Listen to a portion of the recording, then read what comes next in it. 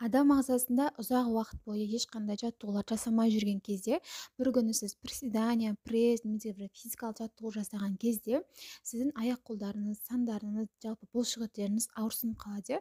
Мысалға, кішкентай кезімізде қарапайым дене шынықтыру сабағында аптасына бір рет приседания немесе осындай физикалық жаттығу жасатқанда 2-3 күн бойы ауырсынып қалатын.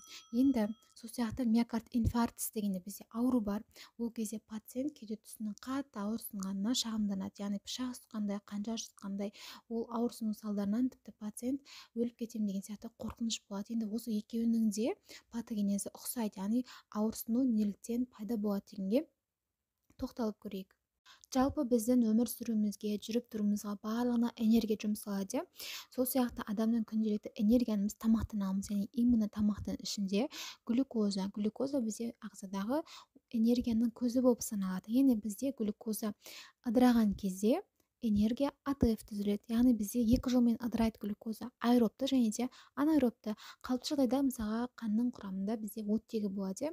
Сол оттегіні қолдана отырып, ол бізде аэробты жолмен энергия бөліп отырады. Бірақ біз бұлшықеттерге көп жұмыс жасаған кезде, мысалы күнде жасамай жүріп бір күн бастаған кезде, оған көп мөлшерде энергия қажет болады. Сол кезде бізде ол энергия жетпей қалады и қосымша оттексіз жолмен де энергия бөліне бастайды. Глюкоза оттексіз ыдыраған кезде бізде сүт қышқылы лактат түзіледі.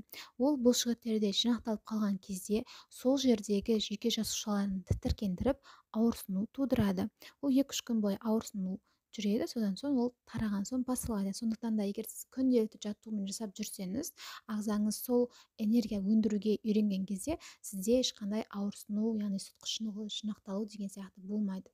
Енді қысқаша миокард инфарктісіндегі ауырсынуға тоқталайық. Оның да патогенезі осындай. Бізде миокард инфарктісі дегеніміз жүрекке қажетті қан көлемі келмеген кезде оның кейбір бөліктерінің некрозданып, яғни өліктеніп қалуы.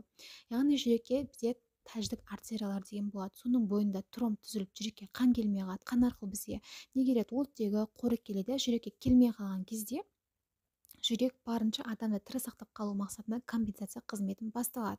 Яғни бізде ағзада жүрек соғып тұрған жүйе ғой, сондықтан да оған бізде көп энергия АТФ керек. Салдарынан глюкоза бізде көп энергия өндіру керек. Бірақ қан арқылы бізде оттегі келіп жатқан жоқ.